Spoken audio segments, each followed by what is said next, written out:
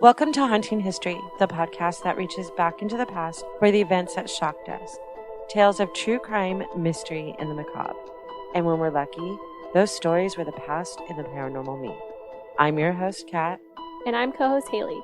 Join us this season as we discuss and share true accounts from all over Southern California and beyond. From haunted locations to newsworthy incidents and crimes that stunned us, we will delve deep and find the people behind the headlines.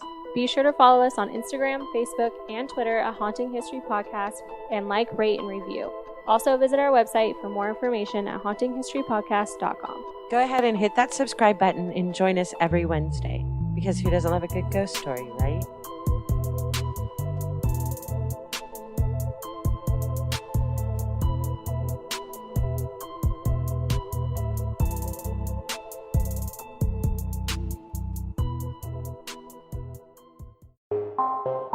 The Oracle Network.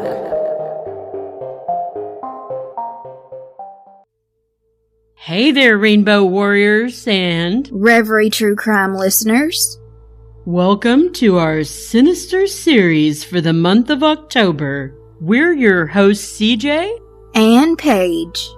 Join us as we tell you stories of where something evil lurks in the spirit of Halloween/spooky season. Witch hunting has actually been a thing since the burning of witches at the stake, but modern-day witch hunts is a little different.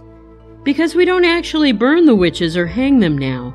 Instead, if we see someone we think is witchy in their ways, we go after them and we try to make them pay in legal ways. Modern-day witch hunts happen all over the world, and in the summer of 1994, a witch hunt happened in San Antonio, Texas, amid the era of the Satanic Panic. We, as humans, experience fear. It's okay to be scared of things. That fear is what can protect us and keep us safe. But what's irrational fear? It might be a phobia, the fear of something harmless that we think might hurt us. Hydrophobia is the fear of water. Unless we're the Wicked Witch of the West, the act of just touching water can't harm us. Homophobia, another irrational fear. Say if a heterosexual person were to put their hand on the shoulder of a gay person, that heterosexual person would not be infected with HIV, nor would that heterosexual person be turned gay. Same would go for transphobia. I personally suffer from dumbass phobia. It's the fear of stupid people. But my phobia is not irrational. Dumbass people exist. They're gullible and easily misled into believing things are true without properly investigating situations. Hello, MAGA supporters! By the way, that has nothing to do with Reverie True Crime. That's all me, CJ. Some of the dumbass people I speak of, well, they were involved in calling certain people out for being witches or followers of demons and the devil during the time of Satanic Panic. Satanic Panic is actually a term that started in the 1980s, and it was full throttle by the 1990s. In 1993 and 1994, 3 teenage boys were thought to be Satan worshippers and to have killed 3 young boys in Arkansas. These teenagers became known as the West Memphis 3.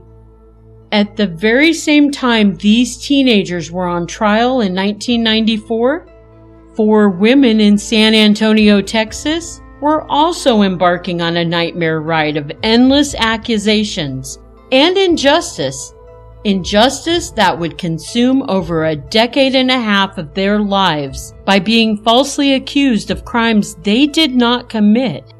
And yes, Satanic Panic was mentioned. The whole fallout from these allegations would actually last these women a lifetime. And why?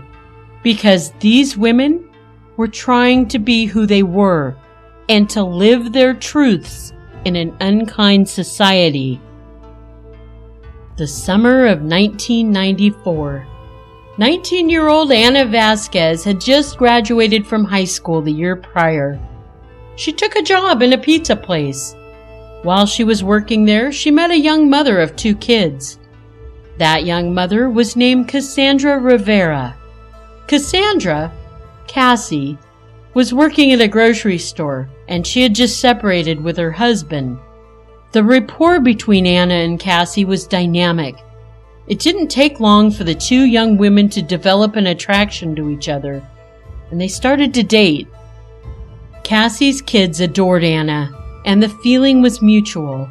The kids started to look at Ana as their other parent. During that summer, Ana and Cassie spent a lot of time with a 21-year-old woman named Kristie Mayhugh. She also worked at the pizza place with Ana. Kristie's roommate was 20-year-old Elizabeth Ramirez, and she actually went to high school with Ana. Both Kristie and Elizabeth were also lesbians. Let's back up a little bit, and we're going to start with Elizabeth. At the age of 16, Elizabeth was dating boys, and she was rebelling at home.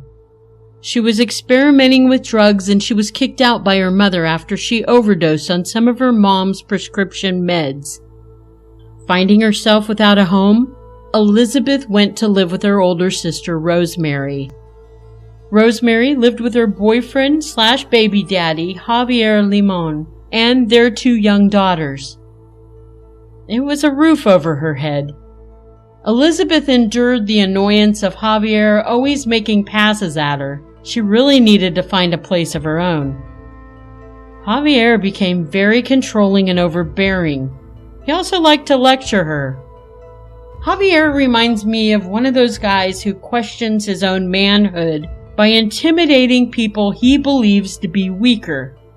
Toxic masculinity is the appropriate phrase. Machismo little prick is my phrase.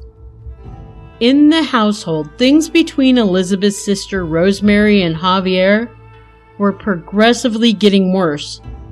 And as Elizabeth was working 3 jobs to be able to afford moving out, she ended up having to drop out of high school halfway through her senior year, and she also moved in with a friend. The couple of Rosemary and Javier ended their relationship, and Javier moved back in with his mom. As I said, Elizabeth had moved in with a friend from school, and during that time she had some self-discovery. She realized she was attracted to women. After her very religious mom found out that Elizabeth was dating women, the tension between them grew. Eventually, things between Elizabeth and her mom healed some, and her mom helped her by co-signing on an apartment for her. That was about the time Elizabeth had met Kristie Mayhugh. Kristie ended up moving into the apartment with Elizabeth. While they did date briefly, they had more of a friendship than anything. Living together was financially helpful for both women, and their friendship, well, it was priceless. Elizabeth, who was still trying to figure out who she was, got pregnant at the age of 20 sometime before the summer of 1994. Her sister's ex, Javier, heard the news as well, and he buzzed constantly around Elizabeth, telling her he would take care of her and the baby. But Elizabeth didn't want Javier around, and she told him as much. Javier was livid Elizabeth would reject him like this. How dare she? With the behavior of a spoiled child, he knew he'd make Elizabeth pay for the years of rebuffing his advances. All the while, he would still be trying to woo her. Javier continued his gestures by sending Elizabeth love letters, and he would profess his love for her on her phone answering machine. Elizabeth, she ghosted him. Meanwhile, Elizabeth's belly was growing with life inside. She was excited and nervous for her baby to come. She knew she'd be okay. After all, her friend Cassie was pretty much raising her 2 kids without the father. And now so was her sister, even with Javier in the picture some of the time. Elizabeth knew she was a strong woman. She too could do this. Plus, she had her 3 best friends. and she knew that they would help her if she needed it. Elizabeth's besties were important to her, especially since she didn't have a whole lot of parental support because of her lifestyle. Times were rough, just being a Hispanic woman in a conservative city, in a conservative state, let alone a lesbian. But to have 3 friends in the same boat, it added some comfort to her situation. In July 1994, Elizabeth told her sister Rosemary that she'd be happy to watch her then 7 and 9-year-old nieces. That way her sister could go do a little traveling for a week. The week was going to be July 25th through July 31st. Elizabeth's besties, Anna and Cassie, would come over and help entertain the nieces, along with Elizabeth's roomie and other bestie, Kristie. The week went pretty well without too much incident, or so the young women thought. 2 months later, in September of '94, a horrid shit show of lies would begin to terrorize our lesbian protagonists, who became known as the San Antonio Four. While staying with their father, Javier Limon, and their grandmother, Javier's mom, the nieces were playing with their Barbie dolls, and they started to undress them as kids do. They may have even done some inappropriate things with the Barbies. Trust me, as a former care provider for children and a mandatory reporter of child abuse, this type of behavior in kids, the undressing, even some minor inappropriate things, like making the Barbies or Barbie and Ken have sex, it's pretty characteristically on par for kids of 7 and 9 years old. It's human curiosity. But the girl's grandmother and Javier flipped out.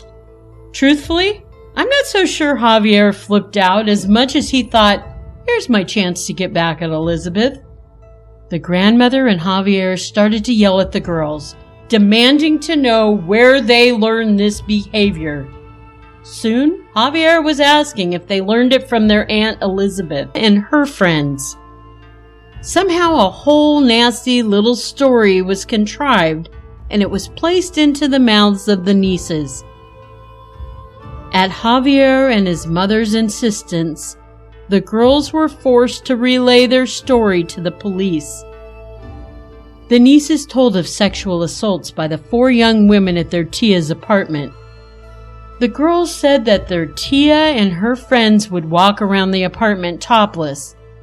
They also said that the lesbians were drunk on tequila, and they made the little girls participate in orgies with them.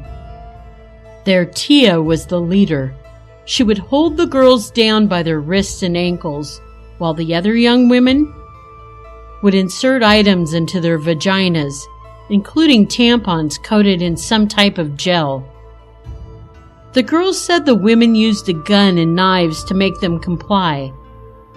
The young women told the girls if they told anyone, they'd hurt their family. Tia and her friends repeatedly violated them before they allowed them to take a shower and play again. At the time of these claims, there was a national hysteria over ritualistic child abuse. People harming or killing kids for demonic rituals. Daycares were being accused of mass child abuse.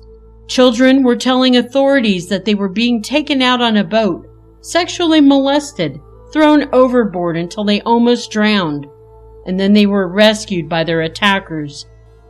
It was all part of the Satanic Panic. The San Antonio police had learned the 4 women being accused had all just come out as lesbians to their family. That's all the police needed to know. Even as far-fetched as the children's story sounded, they were going to witch hunt these 4 women and make damn sure they paid for a crime, whether they did it or not. But other than the niece's allegations, what evidence was there that a crime had been committed? The nieces were taken to a pediatrician named Dr. Kellogg. She gave the girls a complete examination, including x-rays or an ultrasound to determine that there was scarring on the girls' hymens. That immediately made the doctor believe that the nieces had been penetrated by something, even though their hymens were still intact. With that evidence, the fact that the young women being accused were lesbians, and the nieces' testimonies was enough to make the San Antonio Four suspects to a very heinous crime. One early evening after Elizabeth had just gotten home from her shift at an Arby's, there was a knock on the door. She opened the door to a homicide detective from the San Antonio Police Department. Elizabeth immediately had an uneasy feeling, thinking someone she knew had been murdered. The detective seemed friendly enough. He told her he was helping out with a sex crime case. He asked if she'd come down to the station and answer some questions for him. Elizabeth did as the detective asked. Once at the station, the detective asked Elizabeth if she knew Javier and his two daughters, who were 7 and 9. Well, of course she did. She saw her nieces often and even had watched them the last week of July. Suddenly, the detective's demeanor towards Elizabeth changed to being not so cordial. He told Elizabeth her nieces were accusing her and her friends of sexually assaulting them. Elizabeth couldn't believe her ears. They were what? She quickly denied the accusation. The detective began to ask her much more personal questions. Was she a lesbian? Yes. Had she been in a lesbian relationship? Yes. Were her friends lesbians? Yes. Were her nieces ever left alone with her lesbian friends? Yes. The detective told her if she was convicted on these charges, the baby she's about to have will most likely be taken by authorities. This was a very unacceptable threat that the detective made. He could have very easily caused Elizabeth to lose her baby right then and there. You don't heap that kind of stress upon a pregnant woman. I just don't understand why he felt that approach was necessary. It seemed he had made up his mind Elizabeth was a lesbian, so that made her guilty of being a pedophile. Elizabeth did the only thing she could do at that moment. She put her head in her hands and she cried. Anna found out about the accusations, and she broke the news to her girlfriend Cassie, and soon the two were also brought into the police station for questioning about Elizabeth's nieces. Kristie was visiting her mom outside of Houston when her mom's apartment complex was surrounded by police ordering her to come out. How humiliating that must have been. It wasn't like she was hiding, for fuck's sake. Not one of the 4 women really knew what the hell was going on and why this was happening to them. Elizabeth was the only one with a theory. She felt like her sister's ex-boyfriend and her niece's baby daddy, Javier, was getting retribution for all the times she turned down his advances. It was the only possibility that made any sense at all. Elizabeth had even told the detective about Javier's love letters, his phone messages, and his words of undying love for her that she met with rejection. But the detective just dismissed it as not important. In March 1995, just days after giving birth to her son, Elizabeth and her friends were arrested. They were being charged with the sexual molestation of Elizabeth's nieces. All 4 women would be out on bond for the next 2 years, trying to live life as normal, never knowing when the hammer would come crashing down, ending freedom as they knew it. February, Elizabeth would be brought to the courthouse for her trial. The other 3 young women were brought in for their trials in March. The 4 young women were offered plea deals of 10 years probation for pleading guilty. But damn it, all 4 knew they had done nothing wrong. They all said no to the plea deal, and they were 100% positive in court the truth would come out and justice would prevail, and they awaited their witch trials. It was determined Elizabeth, since she was considered the one in charge of sacrificing her 2 nieces, she would be tried separate from her best friends. Now here's Paige with the rest of the story. Elizabeth's trial started in February of 1997. She was being charged with aggravated sexual assault of a child and indecency with a child.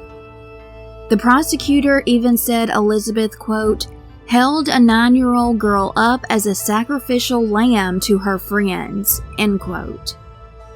The oldest niece took the stand, saying all 4 of the women molested her and her sister over and over again. Elizabeth could not believe what she was hearing. After all, when she entered the courtroom, the oldest niece had just waved at her and smiled really big. She was excited to see her aunt. The youngest was not called to the stand. Elizabeth sat there in bewilderment and fear. The prosecution called on their expert witness, Dr. Nancy Kellogg. She had given the nieces an exam, seeing a scratch that was healing on the hymen of one of the girls. It was about 2 or 3 millimeters. Dr. Kellogg claimed this is normally caused by penetration. She went on to testify that the eldest girl did not seem to be exaggerating the story or keeping anything to herself either. She seemed to be truthful. Dr. Kellogg even wrote in her notes that the act was, quote, satanic related. Elizabeth might have been scared, but she was brave, and she took the stand to defend herself. During the prosecutor's questioning, he asked, quote, am I intimidating you up here? Would you like me to go sit down? Elizabeth responded, yes, please. When Elizabeth told the courtroom that she loved those children and would never hurt them, the prosecutor snidely replied, so says OJ, ma'am. What a prick. He went on to ask if she was in a relationship with Kristie, and she told him that even though Kristie wanted to be in a relationship with her, they were not. The questions went as follows. Did you have a gay relationship with Anna? No. Did you have a gay relationship with Cassie? No. Well, you were gay and they were gay. And she says, that doesn't mean you have to be together. He says, you were all friends. And she said, because we're all gay. And he says, well, maybe I'm confused. I thought you said that if you're gay and you were friends, that's a gay relationship. She said, no, you're confusing yourself, because I said that Kristie wanted a relationship with me, a gay relationship with me. I did not want a relationship with her. We were friends, me, Cassie, and Anna. Yeah, they're all gay, and we're friends, but that does not mean it's a gay relationship. We are all friends. It doesn't mean we're all intimate together or had any kind of sexual togetherness. This prosecutor seemed to be really interested in the gay relationships more than anything else. Elizabeth's trial went on for days, and the jury was dismissed for the weekend. When they came back Monday to hear the defense and prosecution's closing arguments, they went to deliberate. The jury found Elizabeth guilty in a matter of hours. However, what they couldn't decide on that quickly was what her punishment should be. They argued on and on about this into the evening. Finally, they settled on a sentence of 37.5 years. Elizabeth's mother stood up and painfully screamed, "No!" Elizabeth was allowed 5 minutes to say her farewells to her family. Afterwards, she was taken to a holding cell, and right then, in that cell, she fainted. Cassie, Anna, and Kristie did not go to trial until February of 1998. During their trial, the youngest niece, who did not take the stand at Elizabeth's trial, took the stand at this one. The prosecutor began by speaking to the jury, making sure they remembered that the girls may not be able to keep their story straight because it had all allegedly happened 3.5 years prior. The oldest niece's story did not at all match the one she had made just a year ago. The last year, she said Kristie had been at the apartment, but now her story was that she had not been. She also claimed that Elizabeth had a gun to her head and was playing with it, but now it was Anna who she claimed had allegedly done all of that. The youngest niece had initially said that there was no gun, but now there was a gun involved. In the beginning, she had said that there were so many other kids in the residence at the time and throughout the week, but now she was sure that she and her sister were the only ones there. Thankfully, at this trial, the main focus was not on the women being lesbians, and that's why they were being accused of the horrendous, perverse things in the first place. The defense brought that up, saying basically being LGBTQ+ does not equal being a pedophile. On Valentine's Day of 1998, all the women were found guilty and convicted of aggravated sexual assault of a child and indecency with a child, just as Elizabeth had been. Cassie, Kristie, and Anna were each sentenced to 15 years. The judge made the call that the 3 women did not have to go to prison until their appeals had been finished. All their families were getting attorneys and filing appeals, while the lovebirds, Cassie and Anna, made the decision to do their very own investigation of this case. It was a brilliant idea. They started to recreate everything from the beginning, starting the week they had supposedly done all of these terrible things, knowing full well they had not. On a white poster board, Cassie and Anna got busy writing down everything they could possibly remember. They put together a grid of each woman and each date.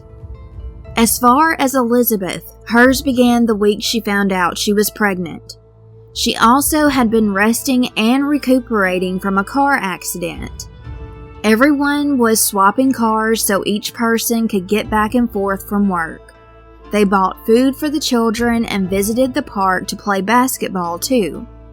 They wrote down a timeline of each woman's shifts at their jobs, when they went swimming with the children, when Kristie went to the pawn shop to pawn her radio because she didn't have a job at the time. They wrote down when they took the kids to buy a fish at Walmart and how they had to return it the next day because the poor fish didn't make it. Cassie and Anna tried so hard with their timeline, but they knew no matter what, the prosecution could still find a loophole, which had to be so frustrating. In early 2000, there was a home video made where Cassie is having fun with her kids, soaking up every moment while she could. After the scene cuts and another one begins, it shows an abandoned lot. It was where Elizabeth's apartment used to be. Suddenly, there's a man that walks up to them and tells them how the building was torn down. The importance of this video shows that the so-called crime scene was gone.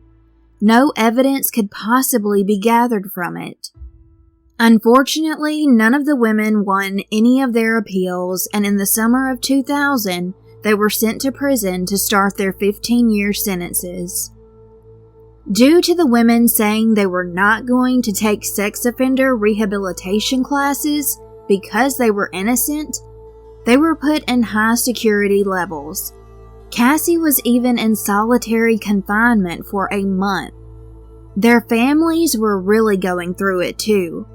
Holidays, birthdays, those were always the worst. According to the Texas Observer, all 4 of the women described an emotional transition in prison from rage and bewilderment to acceptance and quiet resolve. Anna stated, quote, "I tried writing the Innocent projects and Oprah and Maury Povich and Montel, anyone who would listen.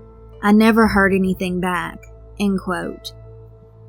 Elizabeth said, quote, I could mail out 50 letters and not one of them would get a response back." End quote. She scoured medical and legal textbooks in the prison library and spent nearly all of her commissary money on stamps. Years passed, and in 2011, Cassie was moved to the William P. Hobby Unit in Marlin, Texas.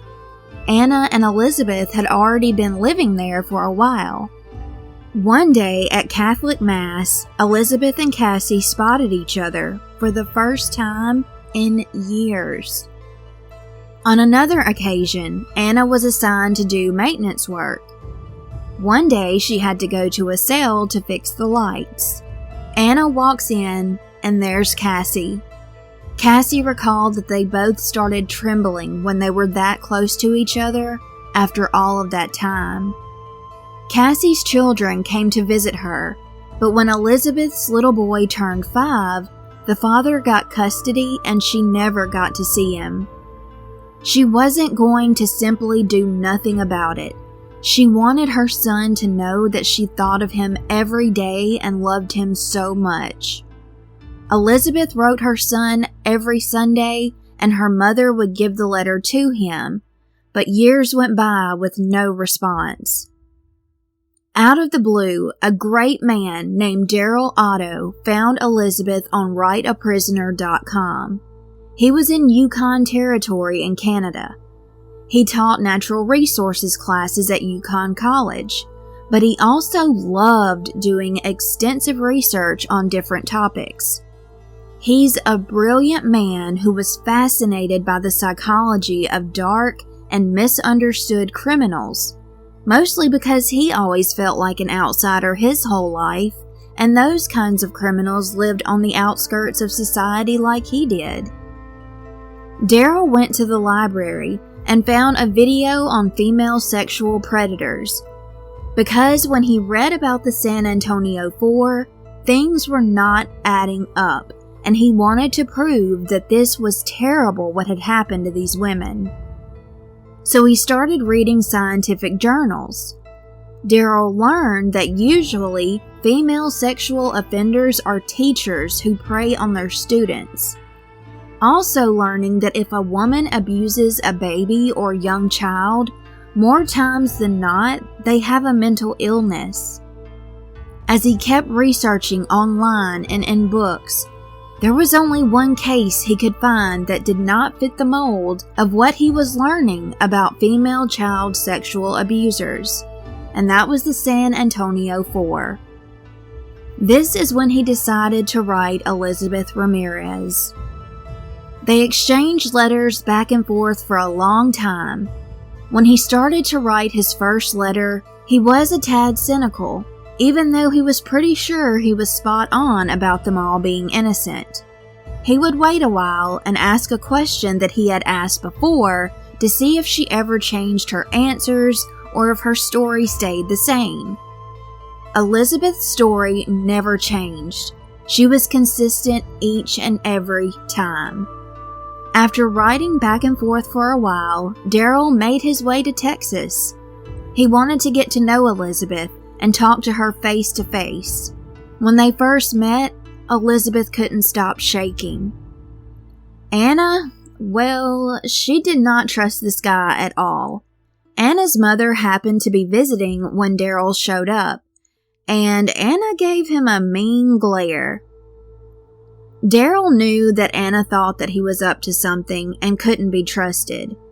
That's understandable because who could these women trust at this point?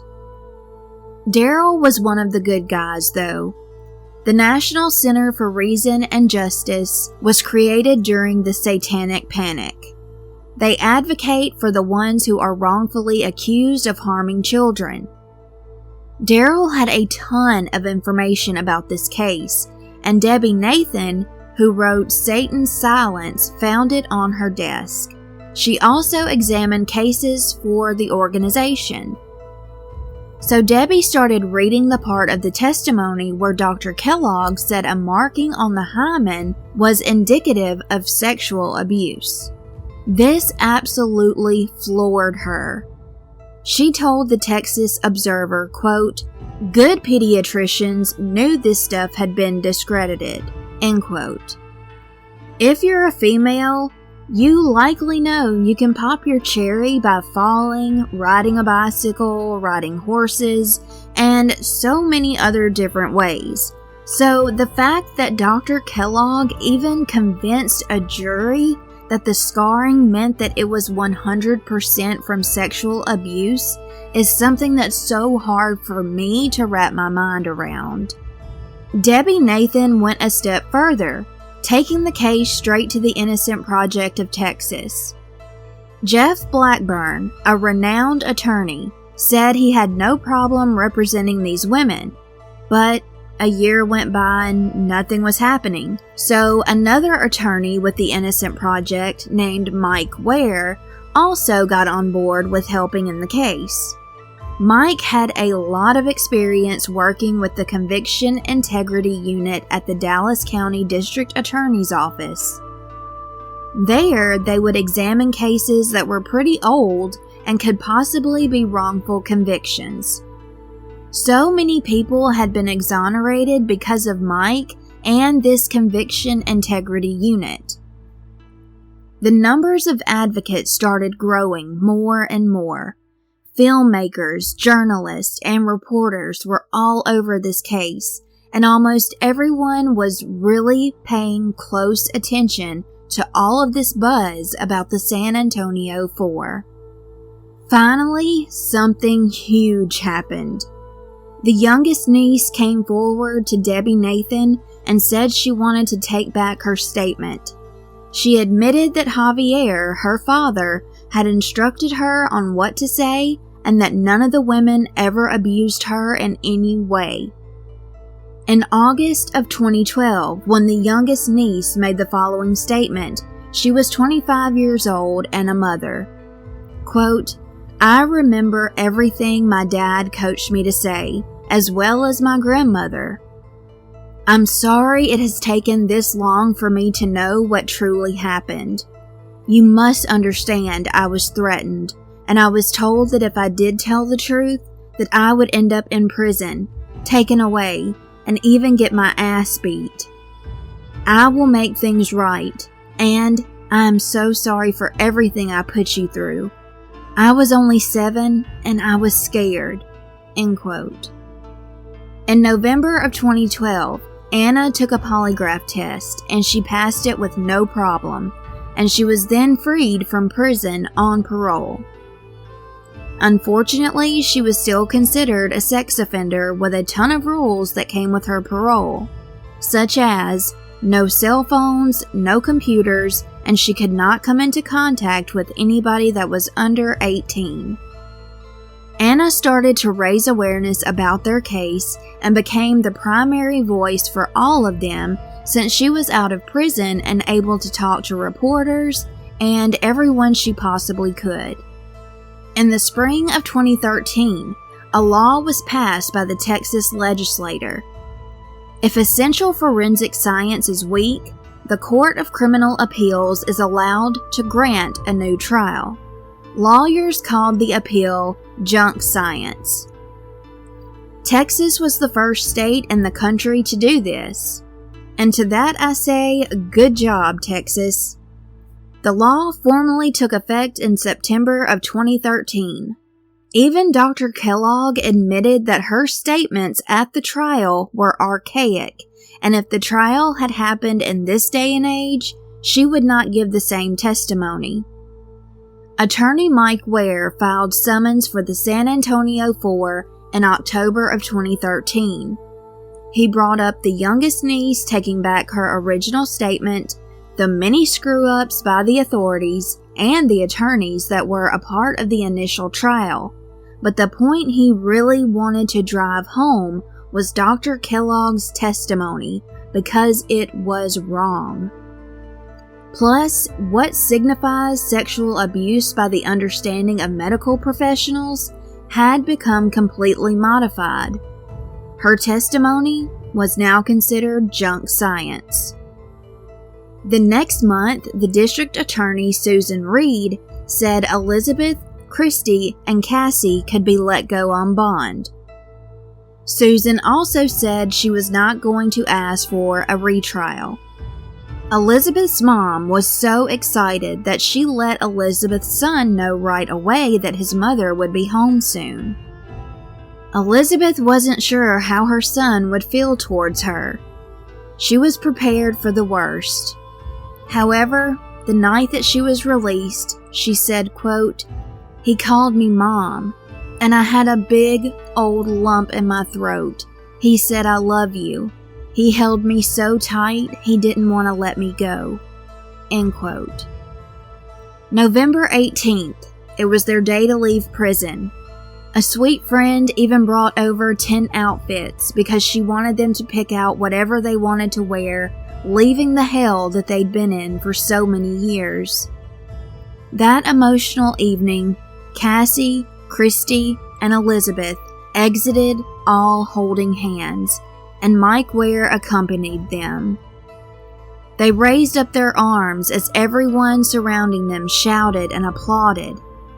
Cassie ran up to her daughter's little 2-year-old girl saying, "I'm your grandmother." The Innocence Project of Texas sent a car for the women, and they all hopped in and got the hell away from there. In April of 2015, they'd have a court date for a hearing with the district judge. Until then, the shock of how much things had changed since they'd been locked away was so unreal to them. When they saw people of the LGBTQ+ community openly kissing in public, they were just awe-stricken. All gay rights activists were treating them like celebrities, and people they didn't even know would come up to them enthusiastically, singing their praises.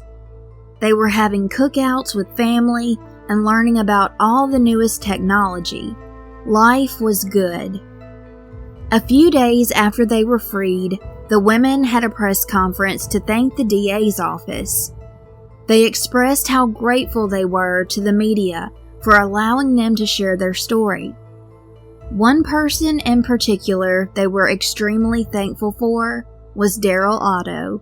They thanked him so many times for his hard work because without him, they knew they may still be locked up. At this point, they were free, but not exonerated. By April of 2015, the women had been out on bond for about 2.5 years. The evidentiary hearing had taken place and the judge started to re-examine their case. At this point, it was a waiting game.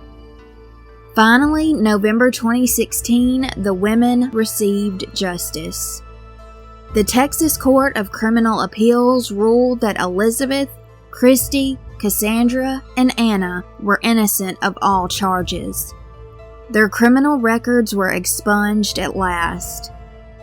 This declares that all women are innocent and they were also eligible to fight for millions of dollars from the state under a law that allowed compensation for people who had been wrongfully convicted. Each woman could file a claim with the state. If approved, each woman would get $80,000 for each year they spent locked away for no reason.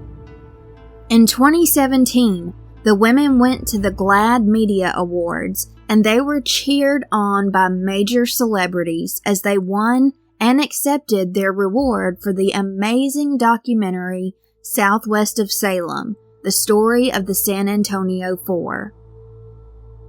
As of 2019, Elizabeth enjoyed taking care of her grandchildren, and she had her very own print shop, which she learned by trade in prison.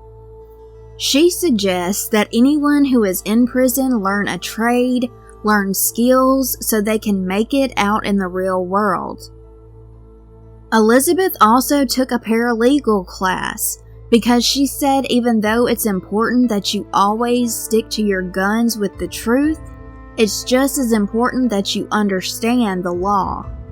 It took her a little while to adjust to how so much had changed. Elizabeth was shocked that with the skills and experience that she had learned in prison, She was actually working a real job and getting paid. Her friends and family helped her to get a little job at first, but then she moved to a bigger and better opportunity at Toyota. One of her co-workers was Kristie. Kristie also went on to attend the Vet Tech Institution of Houston to finish what she started so many years ago. She currently resides in Houston. Also, according to Kristie's Facebook page, she studied veterinarian medicine and surgery at Texas A&M University. Anna began to work for the Innocence Project of Houston. She was appointed to the board of Houston Forensics as well. Anna is in a domestic partnership with a woman named Denise. Cassie is now married and living a happy life with her wife Tiffany. Her children are now grown, and even though it was hard at first, they are super close now and have family dinners whenever possible. And that does it for today's episode. Until next time, stay safe and take care.